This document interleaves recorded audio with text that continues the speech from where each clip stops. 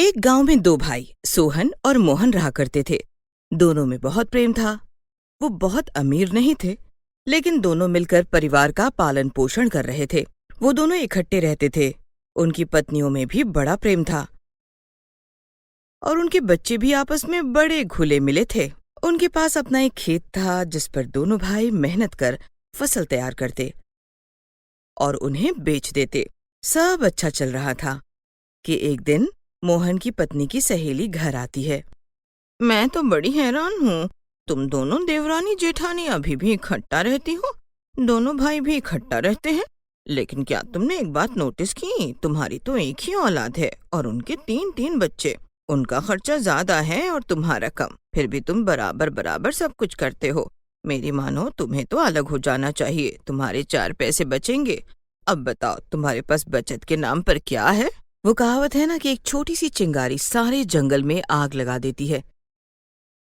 बस मोहन की पत्नी के दिमाग में भी ये बात आ जाती है और उसी दिन शाम को वो मोहन से कहती है, दिमाग ठीक है तुम्हारा? क्या कह रही हो?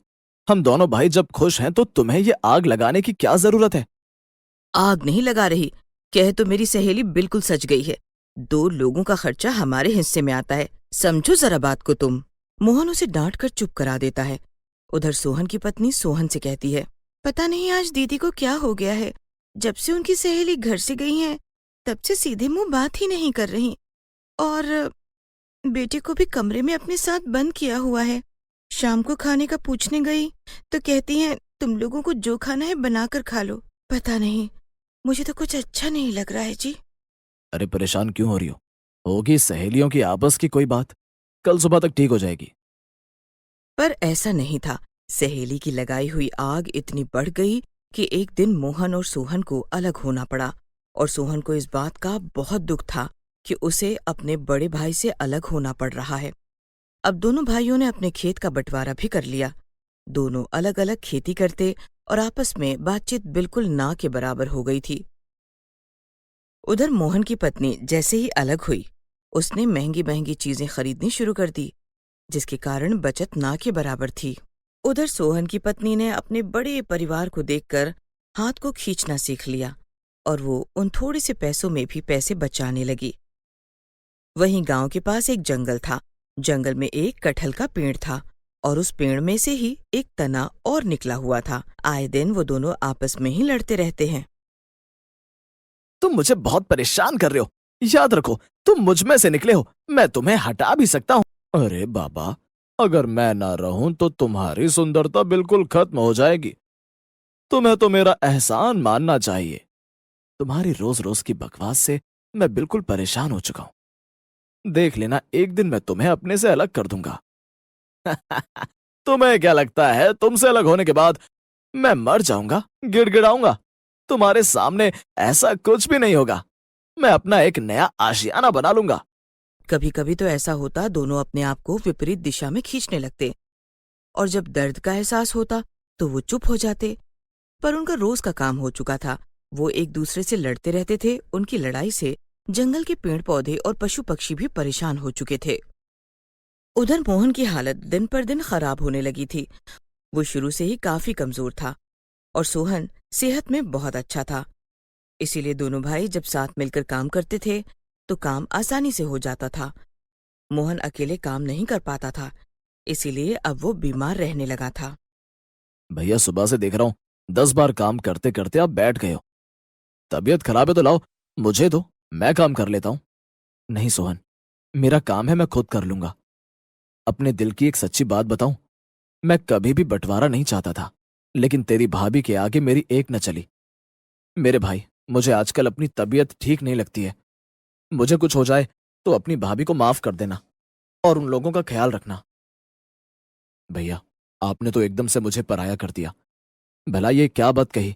मैं क्या उनका ख्याल नहीं रखूंगा? लेकिन आपको कुछ नहीं होगा, आपके भाई के होते हुए तो बिल्कुल भी नहीं। पर होनी को कोई नहीं टाल सकता था। उसी दिन रात को मोहन को हार्ट अटैक आता है और वो मर जाता है। सोहन को बहुत दुख होता है। कुछ दिनों बाद में वो अपनी भाभी से बोलता है, भाभी, हमारी तो कोई लड़ाई ही नहीं थी। भैया के जाने के बाद आप कैसे गुजारा करोगी? आप हमारे साथ ही रहने लगो। भैया की भी यही इच्छा थी। बस बस रहने दो, मुझे हमदर्दी मत दिखाओ, हम लोग ऐसे ही ठीक है।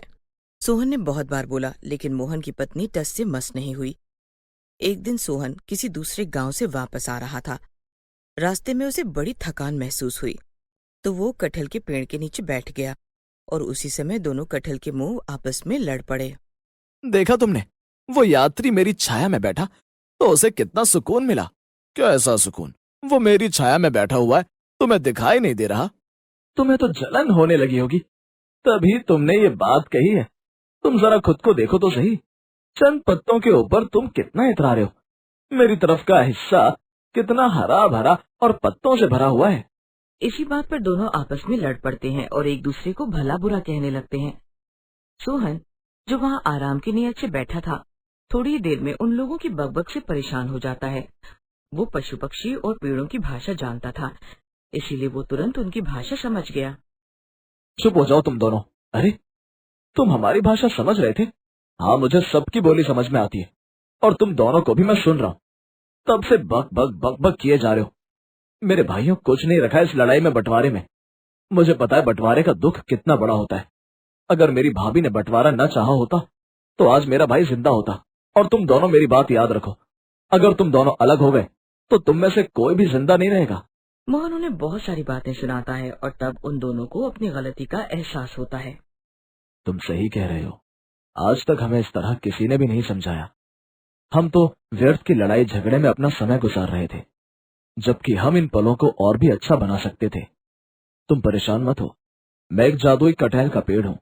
मैं तुम्हारी मदद करूंगा, तुम्हारे परिवार को फिर से इकट्ठा करूंगा। मुझे तो नहीं लगता है कि अब मेरे परिवार का कुछ हो सकता है।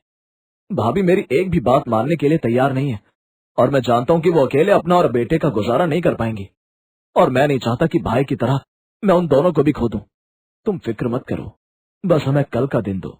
देखो, तुम्हारा घर भी खुशहाल घर हो जाएगा। आखिर तुमने ही हम दोनों का झगड़ा खत्म किया है, हम भी तुम्हारा झगड़ा खत्म कर सकते हैं। फिर वो सोहन से पूरी बात पूछते हैं, तो वो उसे पहले दिन से लेकर अब तक की सारी बात बता देता है।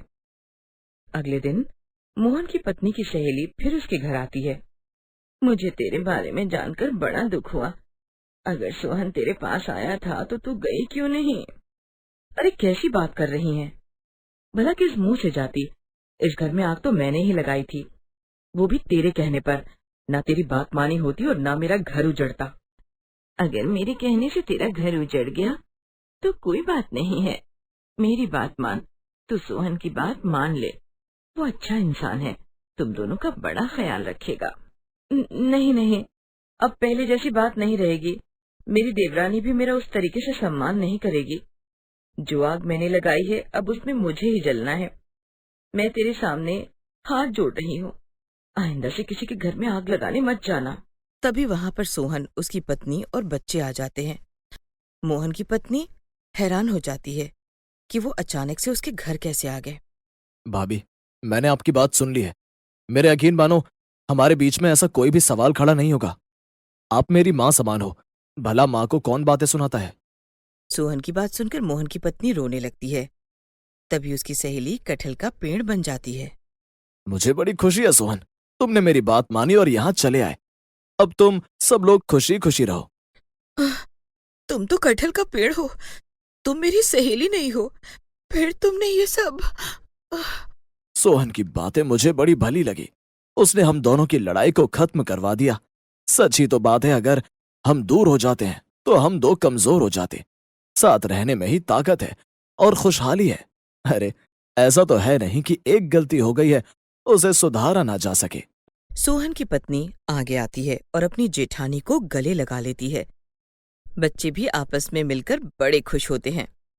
बस अब तुम लोग ऐसे ही खुश रहना, मैं तुम्हारी सारी बुरी यादें खत्म कर दूंगा। ऐसा कहकर वहां पर एक रोशनी हो जाती है जो सबके ऊपर से गुजरती है और वो अपने मन की सारी पीड़ा और बुरी यादों को भूल चुके होते हैं। तुम्हारा बहुत बहुत धन्यवाद, मेरे परिवार को एक करने के लिए। हाथ को हाथ धोता है, तुमने हमें एक किया और हमने तुम्हें एक किया।